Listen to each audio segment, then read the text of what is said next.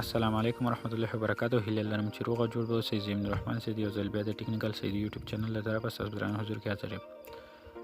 له یو ملګري پوښتنه کړې وه څنګه کولی شو چې د فیسبوک نوم مخکې د شپېتو ورځو څخه چینج کړو.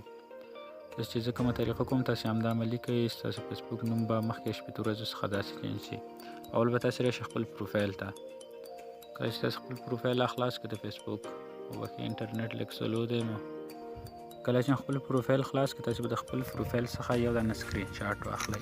کله چې مو سکرین شاټ واخیست بیرته به شاته راوځئ. تاسو چې به دا سر کې کوم دا درې خطونه وینئ نو تاسو به دې اپشن کلیک کړئ، را به شئ سیټینګ ایم پرایوسي ته. دا چې کله کلیک اول به دا اپشن وي ستاسې، دا چې کلیک به سیټینګ کلیک کړئ.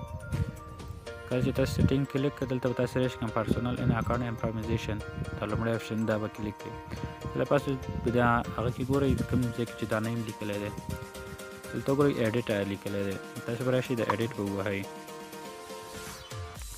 کله چې تاسې دا ایډیټ ووهئ تاسو به دلته راشئ، دا ګورئ دلته یوه شنه لیکه ده د دې نامه نه ستاسې لاندې که نه لرن مور، دا ګورئ تاسو به راشئ دا به ووهئ. کله چې دا لږ به لاندې راشئ تاسو به ګورئ دلته دا شنه لیکه نه ده، دا به تاسې کلیک کړئ.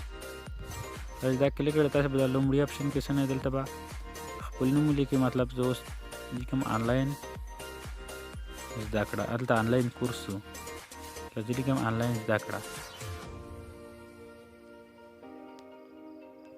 اوس به تاسو داسې لږ پاس راشئ، تاسو چې کوم اپشن دلته ګورئ دا به کلیک کړئ. کله چې تاسو کوم سکرین شاټ واخیست تاسو ورته هغه ور اپلوډ کړئ. یو تاسو دلته راشئ که نه دلته به خپل یو ایمیل ور اضافه کړئ، مطلب دلته زه یو دانه خپل ایمیل ورته لیکم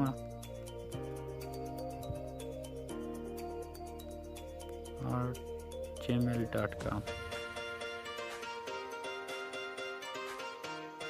تاسو به دا سینډ باندې کلیک وکړئ، دا به راتلونکي 4 ساعتو کې تاسو ته دا خپل نوم چینج کړي. کله چې تاسو دا طریقه وکړئ ستاسې د فیسبوک نوم به خپله په 4 ساعته یا د 4 ساعتو څخه زر په 8 ساعتو کې یا 4 ساعتو کې یو ساعت همداسې شاوخوا کې خپله ستاسو د فیسبوک نوم بدلېږي. او راتلونکي ویډیو به انشاءالله زموږ د دې په اړه وي چې څنګه کولی شو چې د فیسبوک ټول ملګري په یو کلیک سره ختم کړو. که تاسې هم د انټرنیټ اړوند معلوماتو په اړه ځان خبرول غواړئ یا د اپلیکیشن جوړولو، نو زموږ چینل سره حتما سابسکرایب کړئ.